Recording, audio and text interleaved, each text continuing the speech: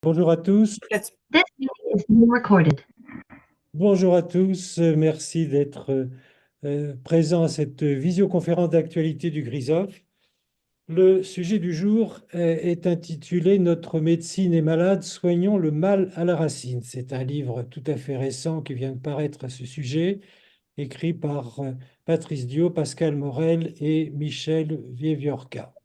Alors, en deux mots, notre système de santé a longtemps été considéré comme l'un des meilleurs du monde et nous avons été collectivement fiers de notre communauté scientifique, médicale et soignante. L'université, fondée sur une histoire prestigieuse, des socles de savoir fort, et ayant été à l'origine des centres hospitaliers universitaires, a rayonné jusqu'à il y a peu, mais force est de constater que ce modèle ne fonctionne plus. Je reprends ici le résumé de ce livre. Et malgré les réformes des études de médecine ces dernières années, le mal-être envahit les facultés, tant du côté des étudiants que du côté des enseignants. Notre recherche médicale est en déclin, la carrière hospitalo-universitaire n'attire plus comme avant, et de partout retentissent les cris d'alerte quant aux difficultés d'accès aux soins. Il est donc grand temps de restaurer une dynamique perdue et enthousiasmante, de redonner aux jeunes professionnels l'envie de la médecine, du soin et l'ouverture aux autres. Fin de citation. Une présentation rapide de nos orateurs. Patrice Dio, doyen de la faculté de médecine de Tours. Il a présidé l'Observatoire national de la démographie des professions de santé, l'ONDPS, et la Conférence nationale des doyens de médecine. Il est vice-président de la Conférence internationale des doyens et des facultés de médecine d'expression française. Pascal Morel est journaliste et éditeur médical. Il dirige l'Université du changement en médecine, un groupe d'analyse des organisations en santé. Il préside Ortus, une agence de communication et d'information en santé. Il est également président du groupe Santé de Sciences PO Alumni. Michel Vievorka est directeur d'études à l'EHESS. Il a mené des recherches sur les mouvements sociaux et culturels, la démocratie, ainsi que sur la violence, le terrorisme, le racisme ou l'antisémitisme. Il a été président de l'International Sociological Association, membre du conseil scientifique de l'European Research Council et s'exprime fréquemment dans les médias, à la radio et à la télévision et dans la presse écrite. Voilà pour cette présentation rapide. Merci à vous trois de nous d'animer cette conférence. Bien entendu, notre auditoire est francophone, donc pas simplement français, et je pense que des personnes vont nous rejoindre au cours de cette discussion et écouteront ensuite le podcast. Merci, vous avez la parole. Bonjour, merci de cette présentation qui, je crois, est fidèle. Ça n'est pas toujours le cas. Parfois, les présentations sont assez étonnantes. Donc, merci beaucoup. Donc, nous sommes ici depuis Paris. Et si j'ouvre cette rencontre, c'est parce que j'ai été à la fois le préfacier, comme vous l'avez dit, et l'éditeur du livre de Patrice et Pascal. Alors, le livre est venu, il faut en dire l'origine quand même, l'idée du livre est venue d'une conférence que donnait Patrice lors d'un important colloque sur les questions de santé, de santé publique. Et j'avais trouvé que ce qu'il disait en quelques minutes était vraiment intéressant, méritait d'être développé. Nous en avons parlé, il en a parlé à Pascal, et nous avons décidé de rédiger, enfin qu'il rédigerait ce livre. Et ma première question que je leur pose, c'est un livre qui procède au départ de l'idée d'une crise du système de santé publique français. Et donc ma question, comme nous sommes à la fois en France et dans la francophonie, donc à une échelle globale et pas seulement nationale, jusqu'où y a-t-il vraiment crise en profondeur du système de santé publique français? Est-elle vraiment catastrophique? Et que peut-on dire de son impact à l'étranger, des ressemblances dans d'autres pays? Bref, comment situer cette crise d'un modèle national dans son environnement planétaire? Donc, Patrice, Pascal. Pascal va commencer. Alors, bonjour à toutes et à tous. D'abord, je vous salue et puis je considère effectivement avec Patrice que c'est une grande chance, un grand privilège d'être aujourd'hui avec vous, notamment parce que nous avons souvent des approches, et notamment au travers de ce livre que nous avons écrit avec des communautés françaises, territoriales, locales, enfin, etc. D'ailleurs, merci à Patrice de nous avoir récemment invités à Tours, qui est Tours, vous le savez, qui est quand même, Paris étant une proche banlieue de Tours, comme Patrice nous le dit, voilà, nous avons rencontré effectivement plusieurs de vos confrères, consoeurs, professionnels de santé, etc., mais souvent évidemment dans notre pays. Alors là, on a eu la chance de regarder, et c'est très important, je pense, pour nous, c'est de toujours se comparer avec l'étranger, parce qu'on considère souvent effectivement que la situation que nous traversons, enfin, je dis ça, c'est très français, hein, me semble-t-il, je le dis en tant que journaliste, c'est-à-dire observateur attentif de la situation actualité à un moment. Les Français ont toujours l'impression, soit d'ailleurs de dire que tout ce qu'ils font est tout à fait merveilleux et le mieux dans le monde, une sorte de tendance quand même toujours un peu à l'autosatisfaction, ça nous est reproché, et puis parfois au contraire, ils ont une capacité à critiquer, à se critiquer eux-mêmes. Donc nous avons de ce point de vue-là la chance de travailler, enfin d'échanger cet après-midi avec vous et probablement de remettre les choses à leur juste place. Hein. C'est le benchmarking, comme diraient nos amis anglo-saxons, à mon avis, c'est extrêmement utile. Alors, on a eu une deuxième chance, je suis un tout petit peu long et pour l'introduction, c'est surtout, nous avons été sollicités, enfin, par l'intermédiaire de Patrice, nous avons été sollicités par Michel Viborca. Comme vous le savez, Michel Viborca est un très bon sociologue et je dois dire que c'était pour moi, qui à la fois a une formation médicale, mais également a été formé à la science politique, je trouvais que c'était extrêmement original de pouvoir analyser l'évolution de notre système de santé sous ces deux angles, avec quand même un apport scientifique, médical que nous connaissons bien, et surtout, bon, Patrice en est un vrai praticien, et moi, un observateur depuis longtemps des choses de la santé, mais d'avoir une vision un peu intellectuelle, générale, globale, sociologique. Ouais. Et dans le fond, c'était intéressant parce que, avec ces deux universitaires, nous avons pensé qu'effectivement, nous devions réfléchir à quelque chose que vous partagez certainement, en tout cas, me semble-t-il, c'est que l'évolution de notre système de santé qui nous occupe beaucoup dépend beaucoup de la formation, en réalité, de nos jeunes et de ceux qu'ils vont devenir. Et là, il y avait vraiment des questions à se poser. Il y a des questions à se poser parce que notre système de santé français traversait, ou a traversé, ou traverse toujours d'ailleurs, de très grandes réformes. Et en fait, ces très grandes réformes, elles sont tout à fait considérables. Je pense que d'ailleurs, elles ont été, on le voit à l'usage, pas toujours bien pensées. En tout cas, l'application de ces réformes est extrêmement difficile. Donc, c'est une réponse déjà, il y a une crise, en réalité, de la formation de la médecine en France.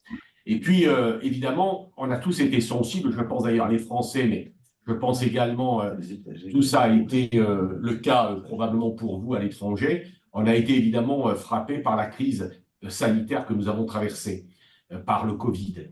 Et nous, pour faire court et terminer, puis laisser la parole à Patrice, ce qui nous a beaucoup secoué, je pense les médecins d'une manière générale, enfin les soignants, mais alors les journalistes encore plus, enfin les gens comme moi de l'information, c'est que nous pensions vraiment quand même que nous avions un système qui était efficace. On vous avait même dit dans les années 2000 que nous avions le meilleur système du monde. Personne n'y croyait vraiment, mais enfin, malgré tout, un système qui était performant. Et on s'est rendu compte que nous avons quand même été un pays qui a fait des choses, bon, ça est sorti comme nous tous, mais on a traversé quelques moments de crise extrêmement aiguë au moment du Covid. Et qu'il nous fallait donc analyser cette situation à ces regards et essayer de voir, répondre exactement à ta question.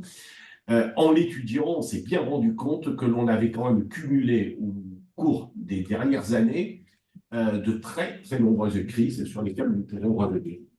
Patrice? Alors, Pascal et moi, nous connaissons depuis longtemps, Michel et moi depuis moins longtemps, puisqu'en fait, notre rencontre, je viens de le vérifier auprès de toi, Michel, date de 2022, et 2022, on était encore, souvenez-vous, en plein Covid. Et à ce moment-là, moi, je me faisais la réflexion, et on l'a partagé ce jour-là, que la situation était préoccupante, non seulement parce que le virus circulait, mais parce que la circulation du virus nous mettait en face de carences à la fois dans l'offre de soins. Paradoxalement, on s'est retrouvé avec des hôpitaux pratiquement à l'arrêt, hein. Il n'y avait plus que le Covid, mais qui ne faisait pas vivre les hôpitaux. Et d'ailleurs, le déficit des hôpitaux s'est considérablement aggravé à ce moment-là. Mais qu'on avait des problèmes aussi dans l'offre de formation. Il a fallu qu'on bascule dans le distanciel du jour au lendemain. On n'y était pas préparé. Alors que, regardez ce qu'on fait aujourd'hui. On ne l'aurait peut-être pas fait s'il n'y avait pas eu le Covid à l'époque, hein. Et puis, la recherche, l'absence de possibilité de mettre au point en France un vaccin contre la Covid m'a aussi fait beaucoup réfléchir. Et dans ma réflexion, je me suis dit que tout ça, c'était lié. Je me suis dit que ce système de santé dont on s'enorgueillissait collectivement et dont on disait effectivement encore au début des années 2000 qu'il était parmi les plus performants, n'était plus du tout parmi les plus performants, que la formation qui s'apprêtait à être réformée, on avait d'ailleurs déjà commencé des réformes, ne répondait peut-être pas aux enjeux de l'attente sociétale quant aux futurs soignants. Et je disais tout à l'heure à Michel que quand on réfléchit à la formation médicale, il faut réfléchir, ça paraît peut-être excessif quand je veux dire ça, il ne faut pas réfléchir à 10 ans ou 15 ans, parce que ce qu'on fait aujourd'hui aura des effets dans... Si on veut modifier quelque chose, il faut réfléchir à 25, 30 ans, ce qui est quand même très compliqué, puisque les besoins évoluent. Je viens de renverser un verre d'eau sur la table, je suis vraiment désolé. Et donc, c'est ce qui nous a amené finalement à aborder cette réflexion ensemble en connectant soins, formation, recherche. La thèse du livre, la principale thèse du livre, étant que les difficultés qu'on rencontre en France, mais ensuite je vais élargir un tout petit peu le propos au-delà de la France, mais la situation qu'on rencontre en France est liée au recul de la position universitaire dans le système de santé.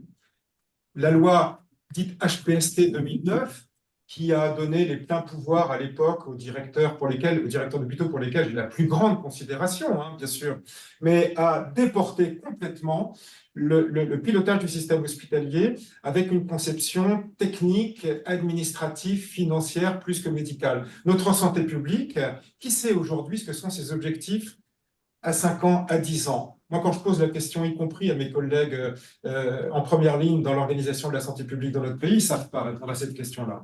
Alors, je me suis dit, bon, on est dans une situation particulièrement délicate en France. En fait, en préparant ce livre, on s'est aperçu que c'est à peu près la même chose partout. On est confronté à cette difficulté de prédiction de ce que sont les attentes de la société et que finalement, on retrouve les problématiques que je viens d'introduire dans l'ensemble des pays auxquels on peut se comparer aujourd'hui. Donc, ce n'est pas la peine de se flageller. Par contre, il faut attaquer le sujet, probablement l'attaquer dans une approche internationale. On a une approche depuis un moment très européenne, mais qu'il faut qu'on élargisse parce que tous les pays sont confrontés au même problème et qu'en partageant ainsi nos cultures et nos compétences, on puisse réellement bâtir une prospective qui est quasi inexistante aujourd'hui. Et je peux en témoigner pour avoir présidé l'Observatoire national de la démographie des professions de santé. Ça paraît très ronflant quand on sait qu'il y a 3 ou 4 personnes qui travaillent sur ces sujets. Comprenez bien qu'on n'est pas exactement en situation de répondre aux enjeux. Voilà. Alors, vous voyez qu'il y a cette image d'une crise, on vient d'en avoir l'analyse, la description. La question est-ce que tout est de l'ordre de la crise? Est-ce qu'on n'a vraiment aucune raison de ne pas désespérer? Autrement dit, qu'est-ce qui subsiste de positif malgré la crise ou dans la crise, en dehors de la volonté de faire des transformations, de réformer? Ce serait ma première question. Et ma deuxième question, dans les événements récents en France qui peuvent avoir un impact international, il y a eu 1 ou 2 décisions du pouvoir particulièrement préoccupantes. Donc, ça fait aussi partie à la fois de la crise et des efforts pour répondre, mais peut-être très maladroitement. Peut-être Alors, Pascal? ta première question qui est de dire est-ce que le livre que vous avez écrit, les réflexions que vous avez eues sont négatives, positives. Si tout allait bien, on n'aurait pas écrit ce livre. Ma réponse serait celle-là. Le journaliste, en tout cas, parle pour moi, doit, ça fait partie de ses missions, essayer de comprendre une situation et de voir finalement ce qui ne va pas. J'allais dire que souvent le journaliste regarde plus facilement les trains qui n'arrivent pas à l'heure que les trains qui arrivent à l'heure. Dans ces conditions, dans un pays heureux, il n'y a pas d'histoire. Non, je crois quand même que très clairement, Patrice et moi, nous avons voulu avoir une vision constructive des choses. Et je dois dire que si on regarde quelques, il va le compléter, mais quelques éléments qui nous paraissent très positifs, c'est d'abord, nous investissons en France et dans les pays comparables, et en France tout particulièrement, beaucoup d'argent, beaucoup de moyens à la santé. Indiscutablement, c'est la France qui, parmi les pays développés, bon, à l'exception évidemment des États-Unis, mais c'est un petit peu différent, nous faisons partie vraiment des pays qui investissent le plus. Les budgets consacrés à la santé sont parmi évidemment les plus élevés. Donc ça, c'est déjà, même si c'était dans l'hypothèse où cet argent serait mal distribué, on peut dire quand même qu'il y a évidemment un investissement important de la puissance publique. Je pense que nous avons des hôpitaux, et ça c'est la puissance publique qui l'apporte. Le système français, pour celles et ceux, enfin vous connaissez sans doute, puisque vous êtes francophone, le système français, il a cette originalité d'avoir un secteur public puissant, et puis un secteur privé qui est quand même dynamique, hein, qui est un système avec les deux ensemble, pas tout à fait comparable, mais en réalité quand même existant. De ce point de vue-là, le secteur public apporte quand même une capacité d'investissement dans des secteurs qui sont, j'allais dire, sociaux, peu rentables, on pourrait dire, si on voulait avoir une approche économique, etc. Il y a de grands hôpitaux, hein, les CHU français, bon, pas tous d'excellent niveau, mais enfin, on a quand même un arsenal d'hôpitaux qui sont quand même performants. On a des centres de lutte contre le cancer, je les associe un peu, c'est-à-dire les privés à but non lucratif. Et on a un secteur privé aujourd'hui extrêmement performant parfois, mais surtout extrêmement agile. On a une médecine libérale qui nous a assuré jusqu'à présent un accès aux soins facile, très rapide. D'ailleurs, je pense que nos amis, c'est une discussion que l'on peut avoir. Moi, je suis allé plusieurs fois au Canada et au Québec. Souvent, nous sommes des grands admirateurs des Québécois. Pour les Français, les Québécois, c'est le voyage initiatique. Ils font toujours tout mieux. Et puis, quand on parle avec des Québécois, on se rend compte que finalement, il y a aussi, notamment sur l'accès aux soins, il y a souvent des problèmes, etc. Je crois que nous, de ce point de vue-là, jusqu'à une date récente, il n'y avait pas vraiment de problème. C'est un système extrêmement coûteux, sans doute d'une efficacité, j'allais dire, au regard des dépenses que nous faisons, sans doute très moyennement performant, mais en réalité, comme nous dépensons beaucoup, comme nous avons un État puissant, etc., bon, finalement, les résultats étaient assez satisfaisants. On s'est rendu compte quand même de manière très claire qu'à partir vraiment dans les dernières années accélérées par le Covid, qu'on a de très gros problèmes d'accès aux soins. On a pris un exemple, mais ça c'était évident, avec Patrice de la région Centre-Val de Loire, qui a été un peu dans ce livre, notre région témoin. On se rend compte que bon, il y a quelques centres qui sont efficaces, et puis il y a des déserts médicaux et des zones éloignées des centres qui sont dans une situation très catastrophique. C'est-à-dire que les Français, les citoyens, n'ont pas accès à des médecins ou à des soignants comme ils le souhaiteraient. Alors, c'est aussi du ressenti, c'est-à-dire il y a quand même des réalités, et puis après, il y a ce que les gens ressentent.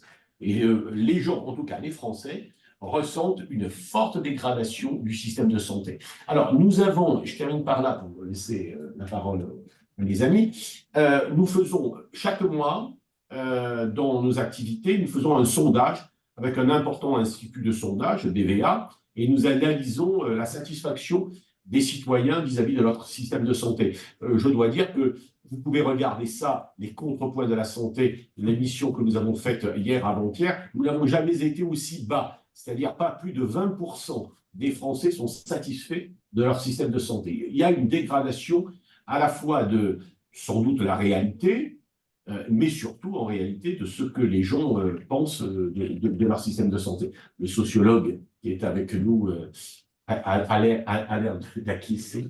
Ouais, je pense surtout qu'il ne faut pas confondre la réalité qui se mesure avec des instruments objectifs et les représentations qui peuvent être plus ou moins décalées. Et donc, ce qui est certain, c'est que les représentations sont à la baisse. Hein, cette vision que les Français ont de leur système de santé, c'est vraiment une vision de crise, malgré, c'était la question que je posais, malgré, j'ai envie de dire, plus que des beaux restes. Patrice. Oui, alors, il y a des points positifs et peut-être d'ailleurs qui sont directement liés à l'analyse qui a pu être faite des conséquences de la crise. Point positif, pareil. Alors, je pense que si notre recherche médicale a été finalement aussi en recul ces dernières années, c'est parce qu'on lui a appliqué un principe inscrit dans notre Constitution, qui est le principe de précaution. Et moi, j'ai vu au cours des 10, 15, 20 dernières années, l'Agence nationale de la recherche, mais pas que, l'INSERM aussi, être très en retrait par rapport à la prise de risque dans les projets de recherche innovants. Et je considère que si on était aussi en retard sur le développement des vaccins ARN messagers, c'est parce que Bancel a fait le choix de partir aux États-Unis parce qu'il n'avait pas convaincu du fait qu'il fallait mettre des moyens sur cette recherche à risque. Au départ, on ne savait pas ce que ça allait donner, des vaccins à ARN messagers. Donc, manifestement, l'analyse a été faite.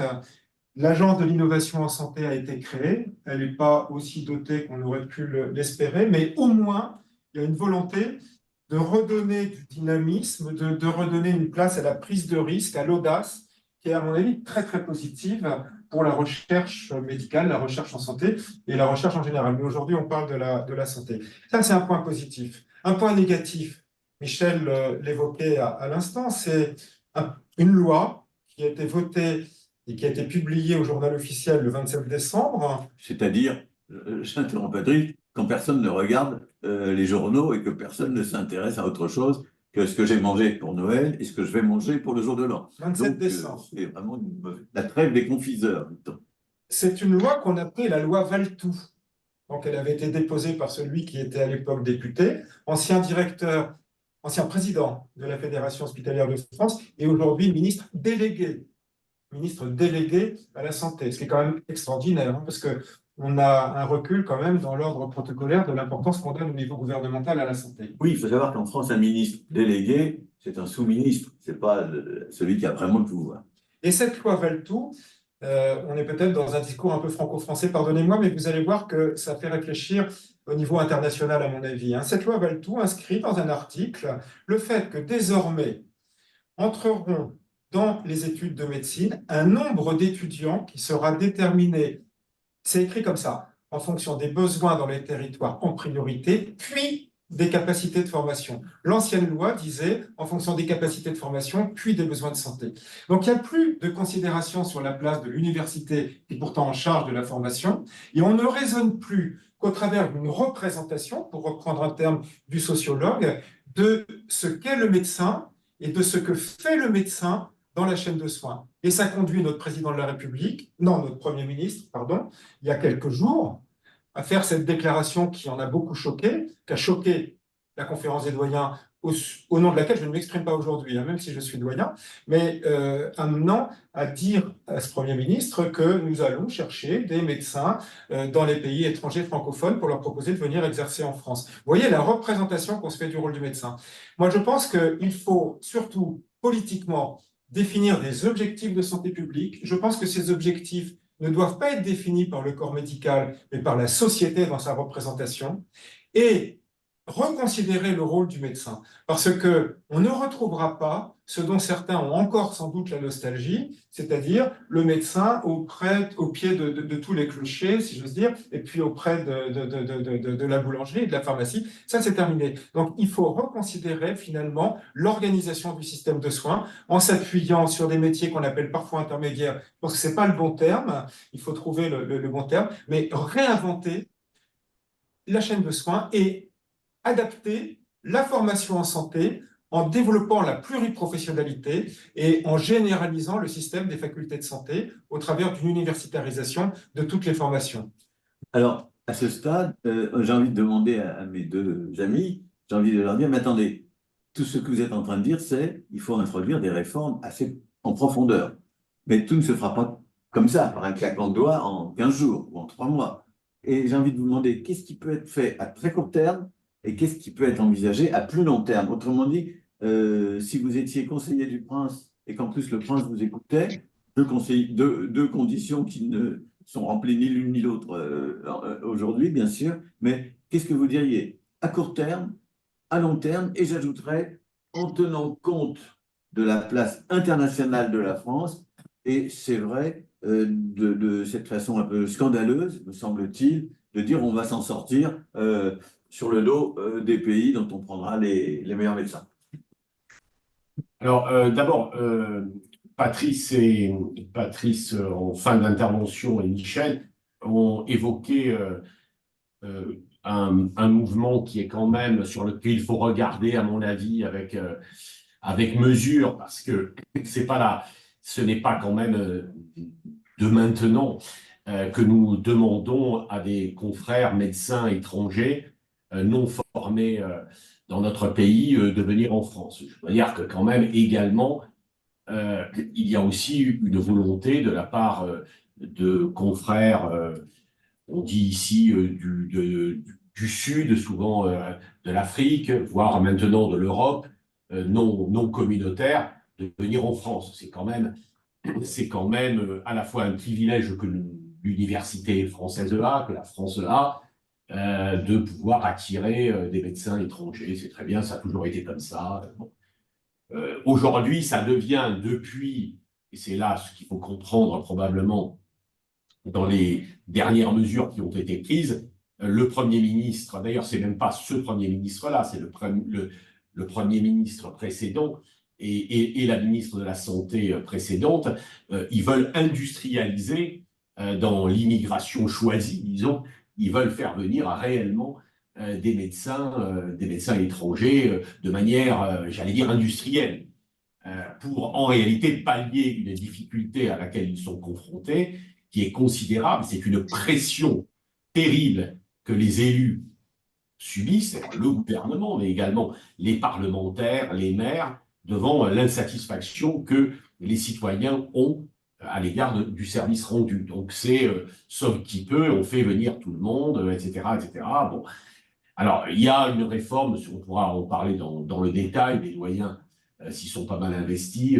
cette réforme dite des PADU, bon, avec certainement d'ailleurs un système qui est assez insatisfaisant parce que transformer quelque chose comme ça, de recrutement de médecins étrangers à la va-vite, sans que les choses aient été bien pensées, dans un système qui est le nôtre, c'est-à-dire très réglementé et technocratique, autant vous dire que le diable est dans les détails, hein, ça ne fonctionne pas correctement.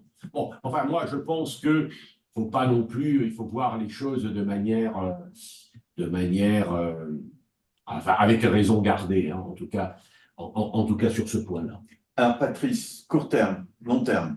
Alors, à court terme, c'est sûr qu'on aura du mal à engager les forces dans de nouvelles réformes prenant du temps, de l'énergie, etc., parce qu'on en sort. L'ensemble des études médicales en France ont été réformées entre 2017 et 2022, et dans le bon sens. Je tiens à le dire, la réforme de l'entrée dans les études de santé, c'est la diversification des profils des futurs médecins, c'est-à-dire plus le bac scientifique, mention bien ou très bien de jeunes ayant grandi dans nos métropoles, et ça marche.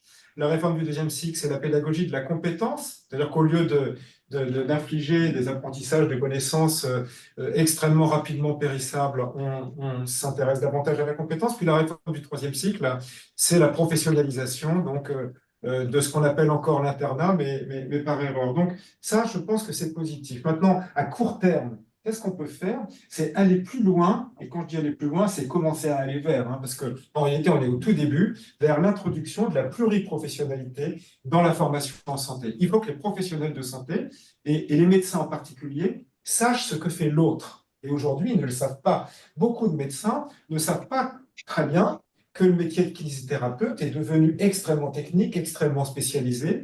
Ils ignorent ce que fait un psychomotricien, un ergothérapeute. On invente aujourd'hui, on multiplie dans notre pays le nombre de gériatres. Le fait de vieillir, ce n'est pas une maladie, c'est un fait. Et plutôt que de multiplier des gériatres, je pense qu'il faudrait que nous créions un nouveau métier qui serait le métier de gérontologue, à mi-chemin entre l'ergothérapie, la psychomotricité, l'aménagement des lieux de vie, etc. Mais il faut convenir que tout ne relève pas de la maladie. Je crois vraiment que l'un des gros problèmes de notre organisation est qu'elle est trop vue au travers d'eux et par des médecins. Je pense qu'il faut vraiment vraiment élargir la réflexion à des sociologues, à des géographes. Christophe Guilluy, quand il décrit la diagonale du vide, on voit bien ce que ça représente quand on est un offreur de soins. Donc, c'est vraiment élargir l'éventail culturel et donc développer cette pluriprofessionnalité et ancrer davantage la formation de santé dans l'université.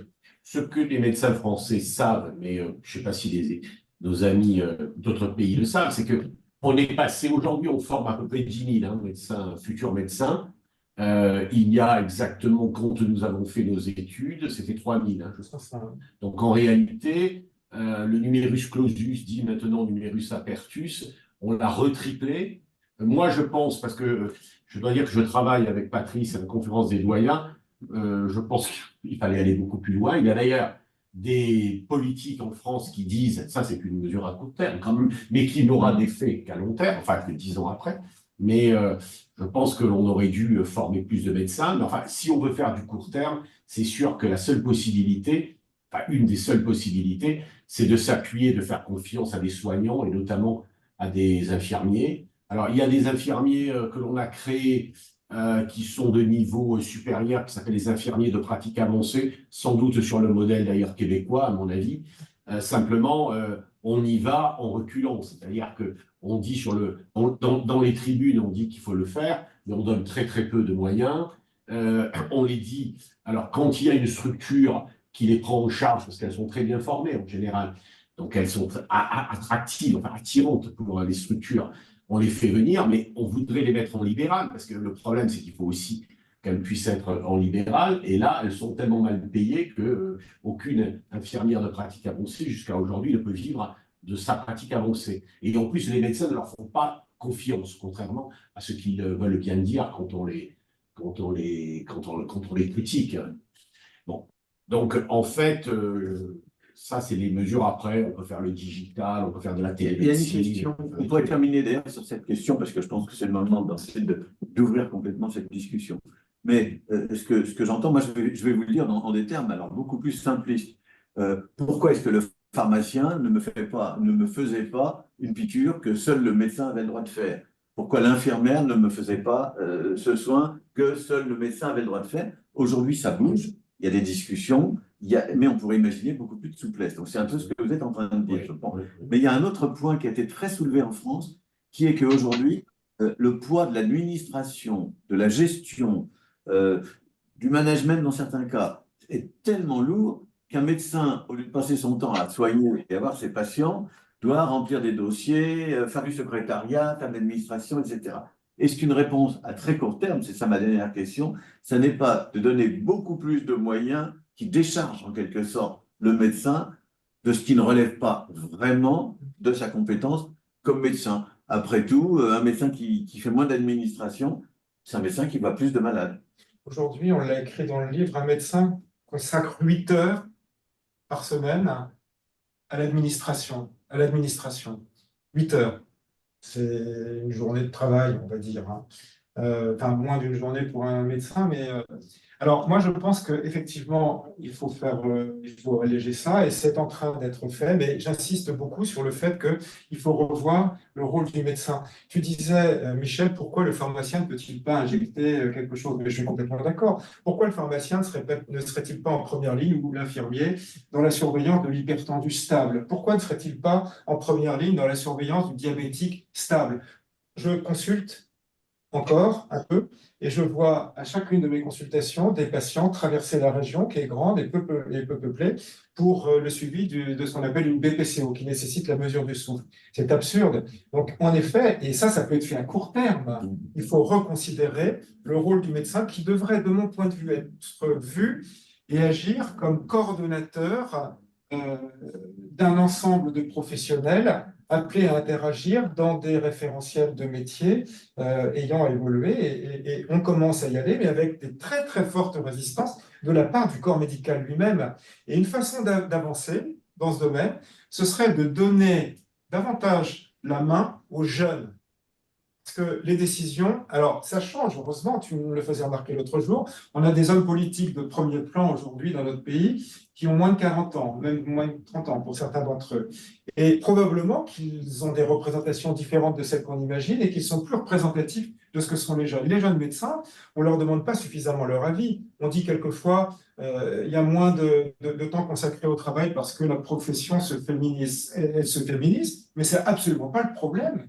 La question, c'est la génération qui refuse de consacrer autant de temps au travail qu'on en a pu le faire auparavant. Ça, il faut l'entendre et se dire que donc la solution n'est pas à la multiplication du nombre de médecins, c'est le tonneau des Danaïdes. Et ce que je dis, c'est vrai dans tous les pays, hein. C'est absolument pas spécifique à la France. On a fait un colloque à la Sorbonne il y a 2 ans où on s'était confronté avec des collègues de nombreux pays où on s'apercevait qu'on a fait l'analyse de la littérature, les problèmes sont les mêmes partout. Donc c'est cette réflexion politique, sociale, sociétale qu'il faut mettre sur la table en écoutant les jeunes. Alors, je donne la parole à Patrice, pardon, à Pascal pour un dernier commentaire. Et ensuite, je ne sais pas si ce sera plutôt Yves ou plutôt Étienne, mais un de vous deux qui animera la discussion. OK. Tout à fait. Donc, Pascal termine. Je ne sais pas si c'est plutôt du moyen ou du long terme, mais enfin, tu nous posais la question de savoir court, moyen, long terme. Il y a une chose qui est certaine en France, c'est l'impossibilité que l'on a eue jusqu'à présent, je crois que tu l'as dit un peu en introduction, de développer la santé publique de manière générale, c'est-à-dire la prévention. On est très, très spécialisé sur le curatif et pas du tout sur le préventif. Ça, c'est une de nos très, très grandes faiblesses. Peut-être qu'effectivement, les nouvelles générations sont, de ce point de vue-là, peut-être plus intéressées. Je crois que l'on a aussi une très grande tendance à nous hyper spécialiser. Probablement que les demandes qui sont faites aujourd'hui, vieillissement de la population, maladie chronique, nécessiteraient d'avoir des professionnels qui ont une vision plus globale. Moi, je voulais simplement terminer par ça, enfin, au moins dans l'introduction que vous avez consacrée, qui nous a été consacrée. Moi, j'ai été très, très frappé, c'est pour ça que quand Patrice m'a proposé et Michel de faire ce livre, j'ai été très, très, très intéressé par une chose, c'est que je me suis rendu compte, en fait, que les étudiants en médecine étaient malheureux. Ça m'a beaucoup, beaucoup surpris, parce que je ne l'imaginais pas. Enfin, il y avait là, peut-être de mon point de vue, qui ne suis pas enseignant, il n'y avait pas cette idée-là. D'abord, on a eu beaucoup de suicides, on a beaucoup de risques psychosociaux, ce qu'on a appelé de violences diverses en faculté de médecine. Et en fait, comme je suis également, comme vous l'avez vu, engagé dans Sciences Po, les sciences politiques, l'Institut d'études politiques de Paris, je me suis dit quand même, on n'a pas ce problème-là à Sciences Po. C'est-à-dire qu'en fait, c'est différent, bon, toutes choses étant égales par ailleurs, évidemment, mais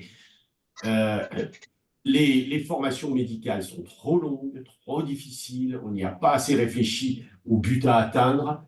Elles sont dans une certaine mesure, et ça, je dois dire qu'avec Patrice, de ce point de vue-là, on a quand même une grande amitié intellectuelle, parce que tu as été très souple sur ces idées-là. Moi, je pensais que tu serais plus rigide sur ces questions-là, parce que tu es un vrai enseignant, quoi, tu les formes. Et en fait, on s'est quand même rendu compte, quand on a subi ensemble des vrais problèmes avec des étudiants, alors c'est vrai qu'il y avait la crise du Covid, mais enfin, qui étaient aussi malheureux que ceux qui nous disaient, on s'est dit que franchement, les formations médicales étaient plutôt malveillantes, pas assez ouvertes. Les étudiants en médecine font très peu Erasmus, c'est pas normal. Dans les écoles de commerce ou à Sciences Po, ils ont au moins 1 à 2 années obligatoires à l'étranger, ça ouvre quand même l'esprit, ça. Et nos médecins, on les forme 10 ans dans des études extrêmement difficiles et on leur demande après, on les oblige, on essaye de les obliger à aller exercer à Romorantin, une banlieue de Paris qui est quand même sombre, j'espère que personne n'est de Romorantin, mais enfin, ou dans des petites villes, franchement, parfois ça frise la malveillance. En tout cas, moi, c'est ce que j'ai subi et après, c'est ce que je ressentais. Et après, on a essayé de réfléchir là-dessus. Alors, j'interromps le côté parisien de ces échanges. Et je ne sais pas, Étienne, peut-être, si vous voulez bien reprendre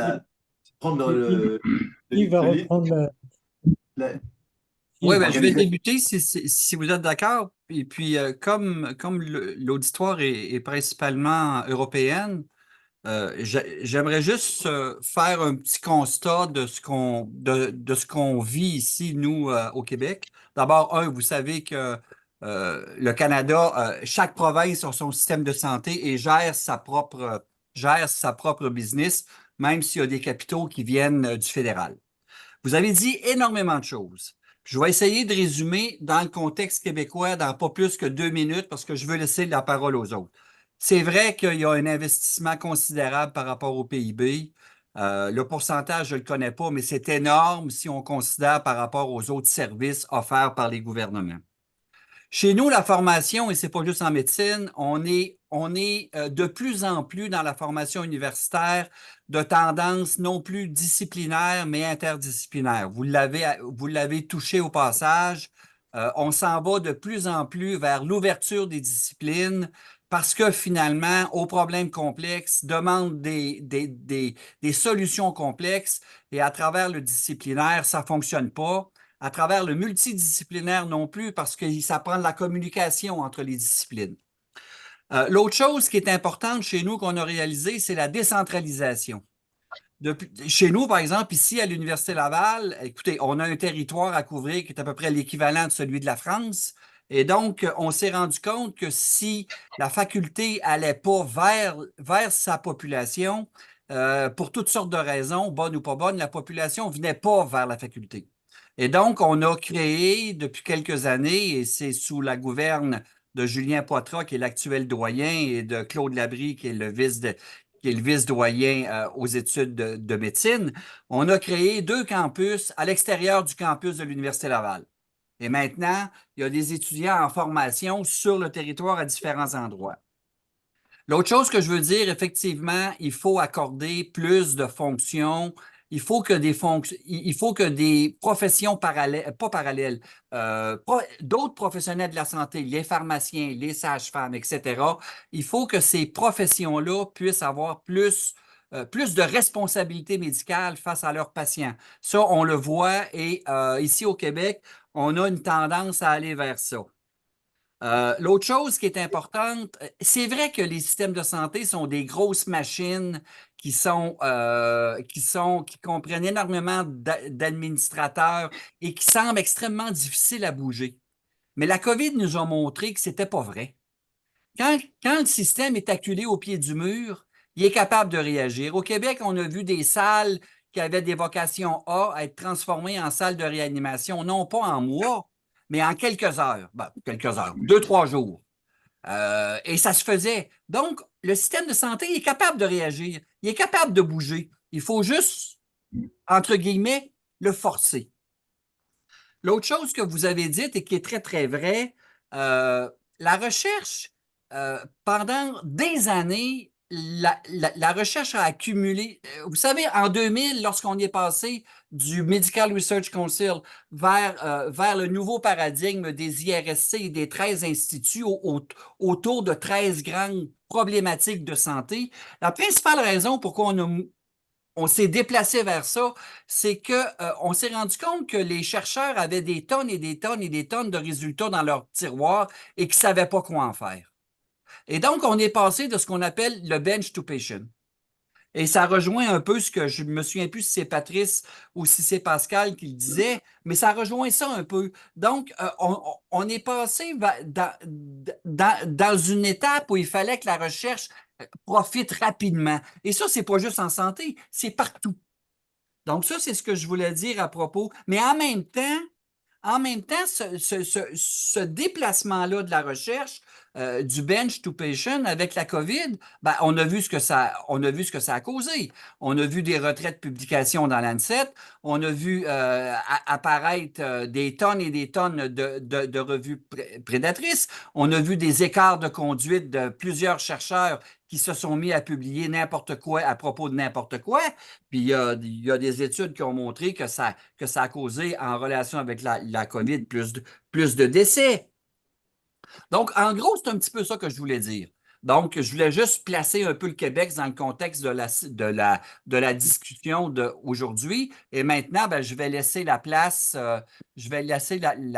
à mon ami Étienne. Et avant, j'aimerais saluer quelqu'un de très particulier Abel Karim Koumaré, qui doit avoir 92, 93, 94 ans, qui est du Mali et qui est avec nous. Donc, je voulais le saluer.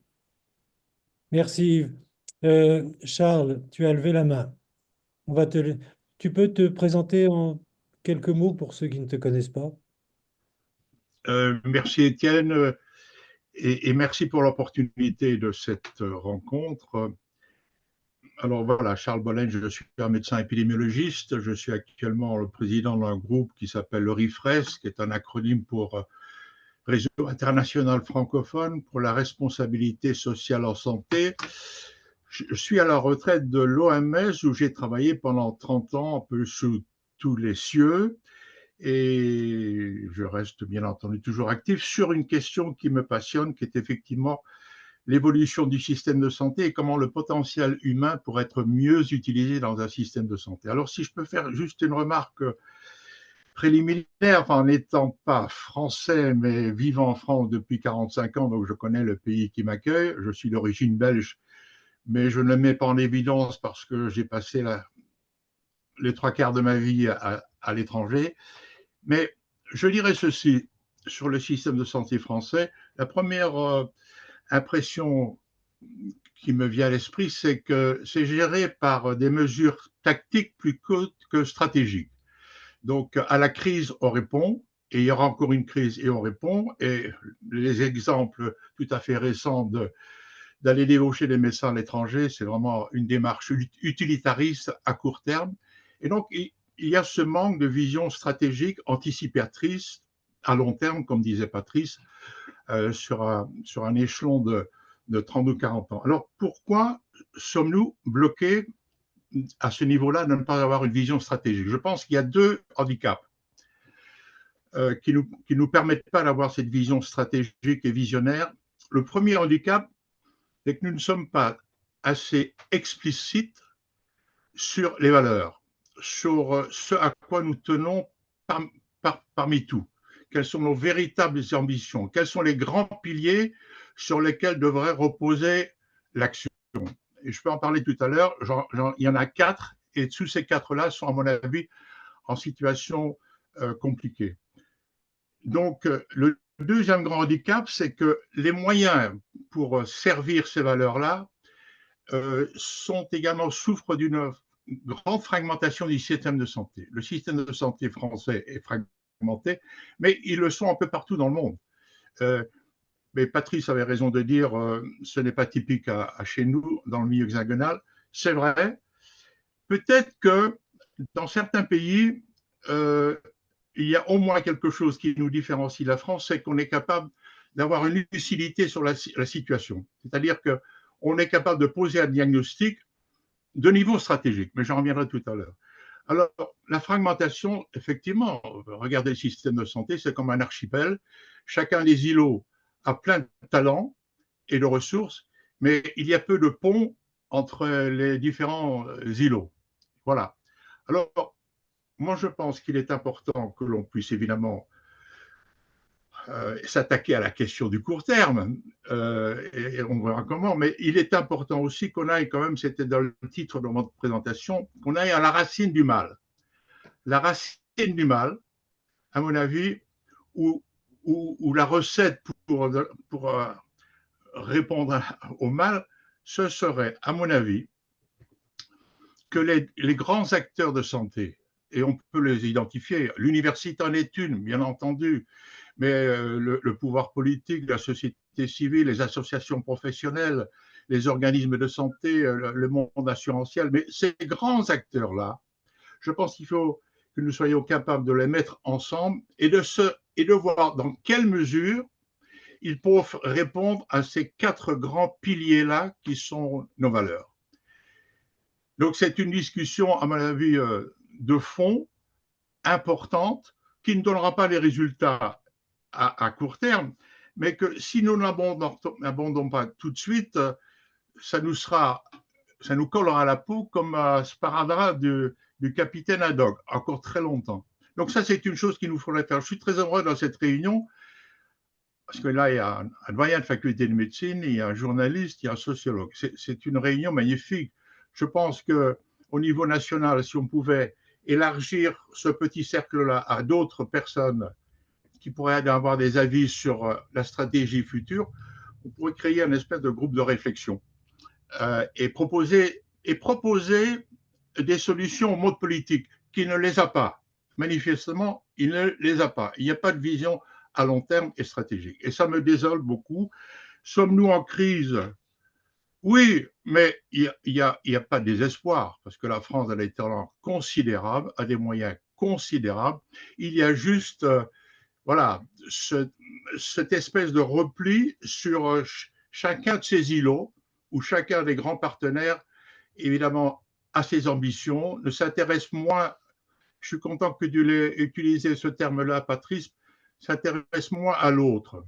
Et effectivement, c'est un problème de regarder l'autre, c'est un problème d'altérité. Qui sommes-nous au milieu d'un grand ensemble? Et c'est cette division-là qui nous fera développer, à mon avis. Entre parenthèses, je ne fais pas la pub pour mon organisation, mais c'est effectivement l'objectif fondamental de ce groupe que j'appelle le RIFRES, puisqu'on parle de responsabilité sociale, c'est-à-dire de voir comment on peut être, bien entendu, très expert dans son domaine d'expertise, verticalement, mais en même temps, horizontalement, comprendre comment on peut avoir un impact sur la société dans son ensemble et à long terme.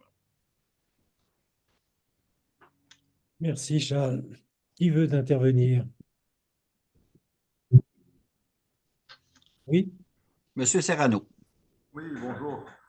Permettez-moi tout d'abord de me présenter. J'ai reçu effectivement par l'intermédiaire de ma messagerie l'annonce de cette réunion à laquelle je me suis tout de suite connecté parce que d'abord, donc, je suis professeur d'université, j'exerce en CHU à Toulouse, en France, et ma spécialité est l'otorhinolaryngologie. J'ai été vice-doyen de ma faculté pendant 10 ans, doyen de ma faculté pendant 10 ans. Je salue les initiateurs de cette réunion et Patrice, que j'ai connu pendant qu'il était président de la conférence des doyens, avec qui nous avons longuement échangé. Et je ne suis plus doyen depuis 2 ans, mais le problème que vous soulevez m'a toujours importé et je suis navré de dire que les solutions qu'on a apportées jusqu'à présent eh bien, n'ont pas d'abord apporté de solutions efficaces et ne m'ont jamais paru réellement opportunes à mon sens. On a souvent résumé le problème du manque de médecins, des déserts médicaux à un problème de quantité. Or, en fait, l'université dans laquelle j'ai évolué et dans laquelle j'évolue toujours, puisque je suis toujours en activité, elle a aussi un dilemme à assurer entre les capacités de formation, qui sont celles qu'elle connaît, qui peuvent peut-être être élargies, mais qui sont ce qu'elles sont, et puis ce que le législateur, ou en tout cas le gouverneur nous dit d'élargir les besoins du territoire, d'élargir les besoins en nombre. Et l'université, elle est garante aussi de la qualité de la formation. Et donc, c'est cette équation entre quantité et qualité qui peut paraître insoluble. Alors, quelle solution a apporté aujourd'hui eh bien, l'État français? L'État français nous a assommés de réformes. Depuis 10 ans, l'université croule sous les réformes. Les facultés de médecine croulent sous les réformes. Ces réformes qui sont parfois mal comprises, qui font suite à d'autres petites réformes qui n'ont peut-être pas été complètement évaluées, parce que finalement, ce qui était quelque part fait ne devait pas peut-être être totalement abandonné. Il y a des choses qui devaient quand même être gardées. D'autre part, ces réformes, et je pense en particulier à la réforme de l'entrée dans les études de médecine, en tout cas de santé, aujourd'hui telle qu'elle est faite en France, elle risque finalement d'aboutir à l'effet contraire, c'est-à-dire qu'on augmente la quantité, certes, on augmente les profils entrants, certes, mais on a des étudiants qui arrivent dans les études de santé qui finalement s'aperçoivent au bout de 2-3 ans qu'ils ne sont pas faits pour ça, parce qu'ils n'ont pas choisi, j'allais dire, avec le bagage initial que représentait la première année, qui était quand même certes difficile, mais quand on vient d'une licence de psychologie et qu'on n'a fait que 10 heures de santé et qu'on arrive en deuxième année de santé, voire après en troisième année, voire en quatrième année, on s'aperçoit parfois qu'on n'a pas finalement choisi la bonne voie, et on le voit d'ailleurs, il y a des étudiants qui sont en grande difficulté dans les études, et Pascal le disait tout à l'heure, il y a un mal-être dans les étudiants. Ce mal-être dans les étudiants, il vient aussi du fait que, eh bien, ils n'ont pas finalement conscience de là où ils sont et de là où ils voudraient être. Donc, les réformes que l'on a envisagées, d'ailleurs, elles ne produiront leurs effets que dans 10 ans, hein, donc au minimum. Et donc, je pense qu'on aurait pu mieux faire. En tout cas, faire moins compliqué, parce que ces réformes, elles ne sont pas du tout comprises, ni des étudiants, ni des parents d'étudiants, d'ailleurs, qui créent d'ailleurs encore une angoisse encore plus importante. Et d'ailleurs, même, elles ne sont pas du tout comprises souvent de ceux qui sont censés les appliquer. Je ne parle pas des doyens, mais aussi de toute l'administration et de tous nos collègues enseignants qui croulent devant les obligations universitaires qu'ils avaient avant, certes, mais qui sont majorées aujourd'hui et qui d'ailleurs, les découragent parfois. Alors, deuxième point, c'est effectivement le problème de la pluriprofessionnalité. Et là, je rejoins tout à fait ce que disait Patrice, c'est-à-dire que la pluriprofessionnalité, moi, j'y crois beaucoup. Comme il l'avait suggéré à une époque, à Toulouse, nous avons créé une faculté de santé unique, c'est-à-dire qu'il n'y a plus de faculté de médecine, il n'y a plus de faculté de pharmacie, il n'y a plus un doyen de médecine, un doyen de pharmacie, il y a une faculté de santé qui regroupe la médecine, la pharmacie, l'odonto, les sages-femmes, qui sont des professions médicales, et toutes les professions paramédicales avec une licence paramédicale. Et moi, je suis très convaincu qu'étudier ensemble permettra de mieux travailler ensemble après, parce qu'on se connaît mieux, à condition d'avoir des enseignements qui soient transversaux et pas des enseignements tubulaires, parce que sinon on recrée ce qui existait déjà. Donc la pluriprofessionnalité, tout à fait, travailler ensemble, très bien, mais pas une délégation de tâches. Ça, moi, c'est un terme que je ne supporte pas. On ne délègue pas des tâches, on partage des compétences, ça c'est clair, on peut partager des compétences, on peut travailler en réseau, tout à fait d'accord, travailler en réseau, mais je crois qu'il ne faut pas dévaloriser ce que la profession médicale doit faire et peut faire et sait faire. On ne fait pas 13 ans d'études sans avoir une certaine compétence, et on ne peut pas admettre qu'une autre profession, aussi méritante soit-elle, ait les mêmes compétences que quelqu'un qui a fait 13 ans d'études. Donc, il ne peut pas y avoir de diagnostic, entre guillemets, posé et une prescription en autonomie par un professionnel de santé qui n'est pas, j'allais dire, une validation dans le cadre d'un réseau. Hein. Moi, ça me va très bien, le réseau. Une IPA travaille parfaitement en réseau, mais elle rend compte, dès qu'elle a un souci, elle rend compte. Elle n'est pas autonome à 100%. Donc, la pluriprofessionnalité, tout à fait d'accord, et je crois que c'est quelque chose dans lequel il faut aller. Ensuite, et je terminerai pour ne pas être très long, le problème de la formation, je termine par là. On a aujourd'hui 13 ans d'études minimum, hein, puisque c'est 6 plus, non pardon, pas 13, 6 plus 4 pour la médecine générale, puisqu'elle vient de passer à 4 ans, ça fait 10 ans d'études. Les 10 ans d'études qui sont souvent 11 ou 12 parce que il y a des redoublements, on n'accède pas toujours à la deuxième année du premier coup, il y a de plus en plus d'étudiants qui prennent des années de césure, il y a bien sûr des échanges qui sont tout à fait profitables et qui sont nécessaires. Donc, 10 ans d'études, est-ce que c'est obligatoire? Est-ce qu'on ne peut pas faire moins? Ça, c'est quelque chose dont il faut se poser de questions. On est sur un système LMD, mais est-ce que le système LMD est tout à fait adapté à une formation de type professionnel, puisqu'on est une formation professionnalisante, hein, on est une école de médecine? Est-ce que c'est adapté? C'est une question qu'il faut se poser. Et enfin, je pense qu'il y a quelque chose qui est très intéressant aussi, c'est qu'on ne peut pas tout apprendre.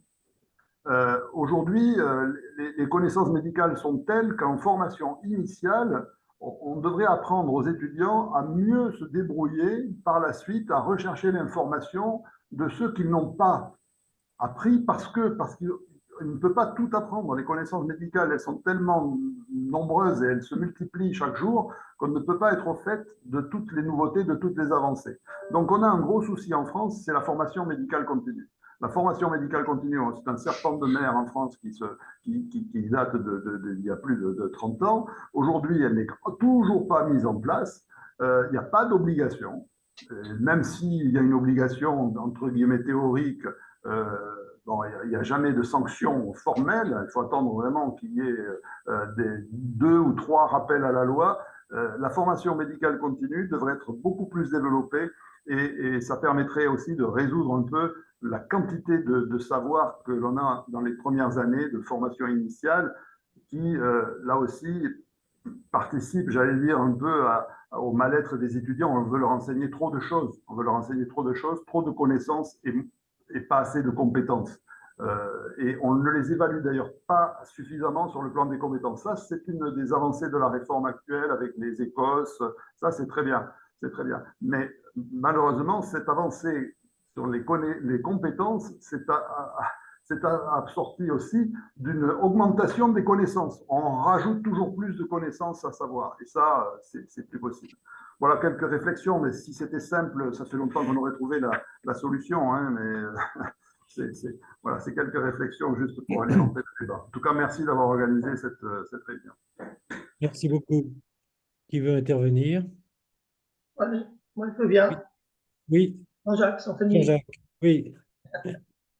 Non, je voulais simplement rebondir à propos de l'intervention du doyen de Toulouse quand il parlait de la faculté de santé de Toulouse. Moi, j'étais à Tours, neurochirurgien et professeur d'anatomie, et j'ai été détaché 4 ans en Côte d'Ivoire,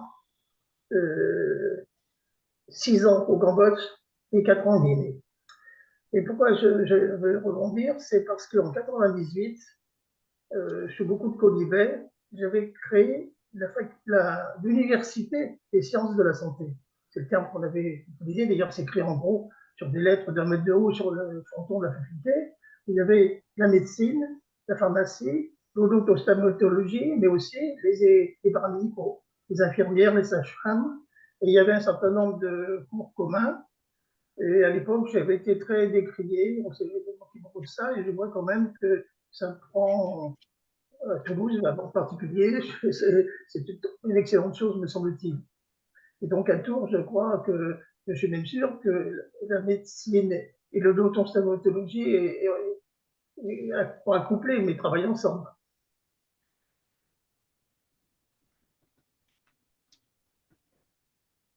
Oui, je peux intervenir juste sur on a beaucoup parlé de pluriprofessionnalité et on a parlé de ce qu'on pouvait faire au niveau d'une faculté, regrouper les facultés, etc., agir sur les jeunes. C'est certainement un moyen d'action. C'est le moyen d'action.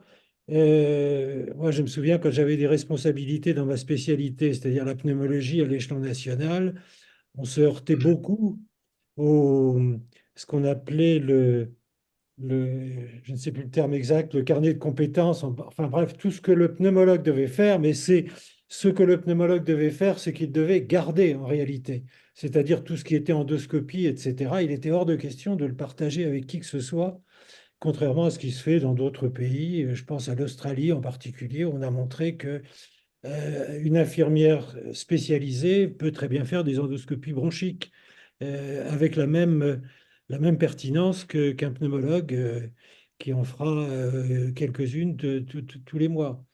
Et donc, là, on se heurte tout de même à la profession. Hein. C'est pas facile de la faire évoluer. Tu permets, Étienne, je veux Oui. bien rebondir sur ce qui vient d'être dit à la fois par toi et par Jean-Jacques. D'abord, pour dire à Jean-Jacques qu'en effet, à Tours, on a évolué déjà vers un collégium qui réunit l'ensemble des formations et on va aller plus loin vers le modèle toulousain. Et merci, Élie, de l'exemple que tu as donné à tout le monde de ces facultés de santé. On a créé la faculté d'odonto avec la faculté de médecine pour que les pharmaciens nous rejoignent, les formations paramédicales, etc. Ensuite, ce que tu viens de dire, Étienne, c'est très important, c'est que le corps médical a une grosse responsabilité quand même dans les difficultés qu'on rencontre, car elle est frappée globalement d'un conservatisme assez effrayant. Et c'est là que les jeunes Oui. vont faire bouger les choses si tant est qu'on leur donne le pouvoir de le faire. Les jeunes aujourd'hui, il faut savoir que, par exemple, la médecine générale, les représentants de la médecine générale, c'est-à-dire des gens de ma génération ou à peine plus jeunes, sont très attachés au modèle de rémunération à l'acte dans un contexte de médecine privée. Ils se battent pour ça. Mon père, qui était médecin généraliste, se battait déjà pour ça. Sauf que 80% des jeunes médecins généralistes sont candidats à une médecine salariée, qu'on le veuille ou non, et pour des raisons, là encore, sociétales, hein, de recherche de sécurité. C'est vrai qu'on est dans des vieilles sociétés qui ont peur du risque, et les jeunes sont plutôt demandeurs d'un système encadré, salarié ou mixte. Et c'est là que je dis qu'il faut que notre profession médicale donne davantage de place aux jeunes, car ni vous, que je vois sur l'écran, ni moi, ne sommes représentatifs de ce que veulent les jeunes, même si on a l'impression d'être ouvert, de réfléchir beaucoup, etc. Nous ne sommes pas des jeunes et nous ne savons pas toujours ce que veulent les jeunes. Donc je pense que c'est absolument fondamental. Ça, plus une définition sociétale des objectifs de santé publique. Je pense que, donc en résumé, moi ce que je pense, c'est que d'abord, il faut remettre l'université au cœur du système, parce que l'université, c'est la jeunesse, c'est la réflexion pour l'avenir, par définition. Et puis, et peut-être que l'évolution des gouvernances politiques ira dans ce sens-là, encore que les élections qui se préparent aux États-Unis me contredisent largement, mais qu'on aille vers des gouvernants plus représentatifs de la jeune génération. Mhm. Donc, si je Oui. résume un petit peu ce que je viens d'entendre après M. Serrano, M. Santini, Étienne et tout, puis après ça, j'aimerais savoir l'opinion de Jacques qui n'a pas encore parlé, mais ce que je retiens finalement, c'est que on devrait évoluer vers ce que je vais appeler des complexes intégrés, afin de favoriser les transversales, décloisonner les compétences, en fait, acquérir des compétences, mais pas nécessairement s'en approprier, je dirais, l'usufruit et l'usage à 100% pour reprendre un petit peu différemment ce que Étienne disait. Effectivement, s'il y avait partage des tâches, ben, peut-être que finalement, ça déchargerait le médecin et puis ça pourrait permettre au médecin de mieux accomplir sa tâche. L'autre chose que je retiens, ben, je vais arrêter là pour l'instant. Jacques, j'aimerais ça avoir ton opinion. Ton micro est fermé, par exemple. Oui, bah, en tant qu'ancien enseignant de la fac de Tours, je ne peux qu'être d'accord avec tous les constats qui ont été faits. C'est vrai que beaucoup d'idées sont intéressantes et c'est toutes les solutions auxquelles on pouvait essayer de réfléchir pendant qu'on était à la faculté. Les idées sont vraiment très séduisantes, comme je retiens ce qu'a dit Patrice sur le fait qu'il vaut mieux des gérontologues que des gériatres en multipliant les compétences des personnes qui entourent les personnes âgées. Moi, je le vois actuellement, là, je suis en fonction dans la municipalité euh, comme, comme adjoint en charge des personnes âgées, des solidarités. Et c'est ce qui nous manque, c'est des personnes multifonctions, multiprofessionnelles, parce qu'on a tendance à travailler trop en silo, d'aborder les problèmes les uns derrière les autres, le problème physique, le problème économique, le problème d'environnement, enfin, tout ça, c'est toujours désespérant d'être obligé de perdre du temps en ayant les problèmes les uns derrière les autres, alors que des spécialistes multifonctions, pour les personnes âgées, mais pour d'autres populations, ça aurait beaucoup mieux. Par contre, là où on en revient toujours la même chose, Patrice dit il faut faire appel aux jeunes générations qui ont peut-être des options différentes des nôtres, peut-être, mais je crois que la médecine libérale est toujours, comme ça a été dit, est toujours très résistante à vouloir essayer de partager ce pouvoir je ne suis pas sûr que le conservatisme qui avait lieu dans notre génération ait beaucoup évolué, mais c'est vrai que je suis un peu loin des étudiants maintenant, beaucoup plus que vous pouvez l'être, vous qui êtes encore en activité, mais à chaque fois que, à chaque fois qu'on parle des infirmières qui vont, comme les infirmières en position avancée ou d'autres professions qui vont un peu écorcher les fonctions des généralistes, des médecins proches des patients, il y a quand même, de la part de tous les syndicats médicaux, une sorte de levée de bouclier. Je ne suis pas sûr que ça évolue beaucoup. Alors, je veux bien être optimiste et que, comme le disait Patrice, si on donne la parole aux jeunes, on va peut-être être surpris. J'ai l'impression, hélas, que la médecine reste quand même assez conservatrice dans ce domaine. Alors, un autre point qui m'étonne, moi, depuis quelques années, c'est, comme le rappelait le professeur Serrano, la longueur des études médicales. J'ai une fille qui est vétérinaire, qui a appris à soigner quelques dizaines, voire quelques centaines d'espèces animales, puisqu'en plus elle est vétérinaire en zoo, donc elle s'occupe de tout un tas d'espèces aussi bizarres, différentes les unes que les autres. Et elle a appris son métier de vétérinaire multi-espèces en l'espace de 5 ans.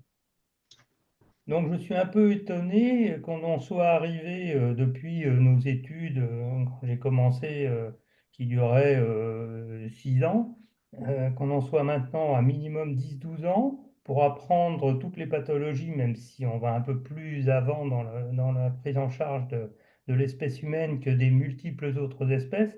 Je suis un peu étonné que l'on mette 12 ans, alors que les vétérinaires mettent 4 à 5 ans pour après s'en sortir avec toutes les espèces en essayant de faire le mieux possible et en réussissant.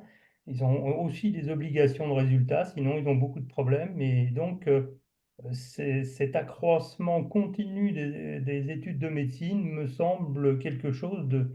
C'est une course en avant pour essayer de résoudre des problèmes on a vu l'augmentation en 50 ans du nombre de la durée des études sans pour savoir qu'il y ait plus maintenant de médecins dans la région de Châteauroux pour ce qui concerne notre région. Ouais, euh, En fait, je crois que ce que je voulais dire un petit mot avant que Patrice, je crois, vous en plus. Il y a une question que nous nous sommes vraiment posées, enfin, je crois que vous avez bien tous repris à peu près les questions qui ont été à l'origine de notre réflexion.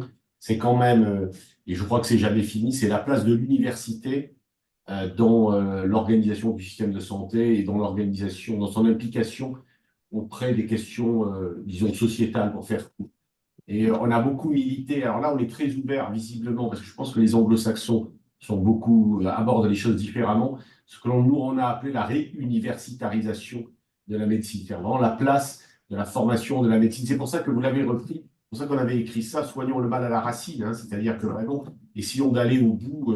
Enfin, tout dépend en réalité de la formation et des objectifs de formation que l'on se fixe pour les médecins. Moi, j'ai beaucoup aimé ce qu'a dit Charles Bellet, c'est-à-dire que je pense qu'en réalité, on fait de la tactique en France, mais on n'a jamais fait de la stratégie et on n'a jamais vraiment défini des objectifs. Et c'est la raison pour laquelle on est extrêmement faible en réalité en santé publique.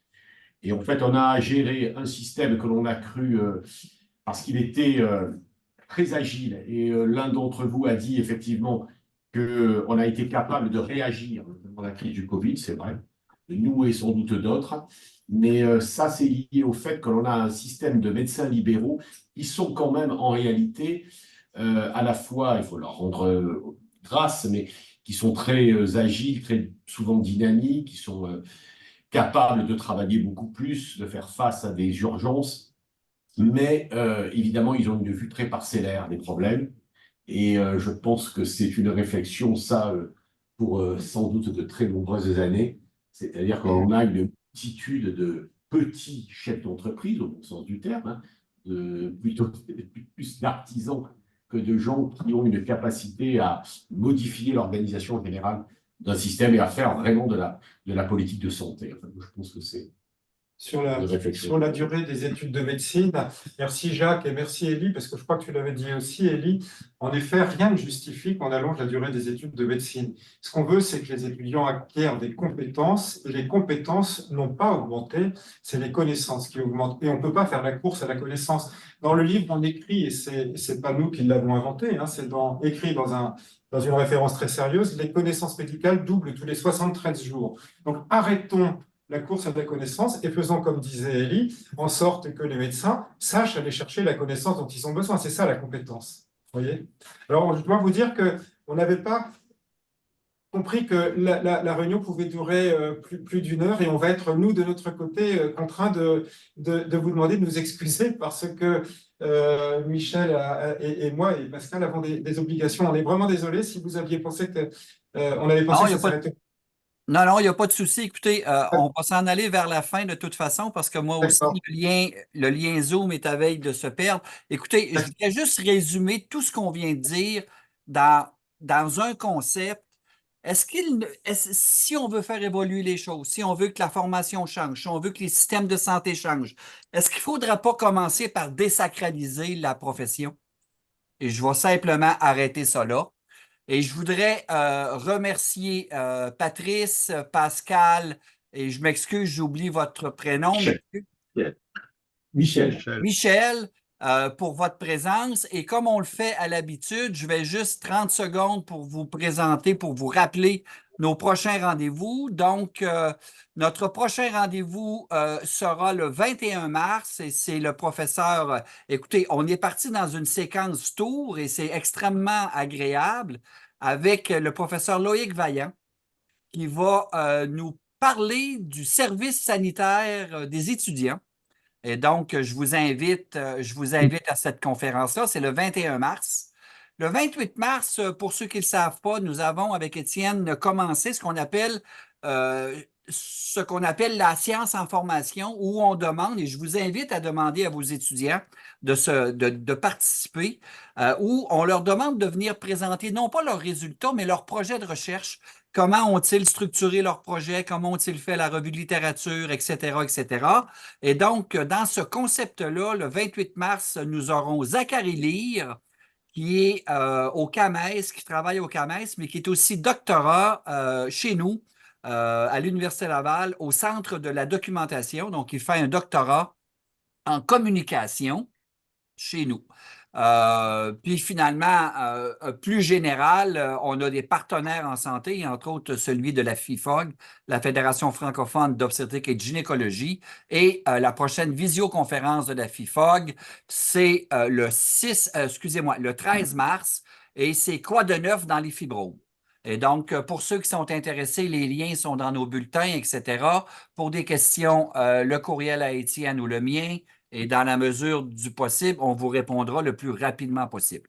Donc, sur ces quelques mots, je vais terminer l'enregistrement et libérer nos trois invités.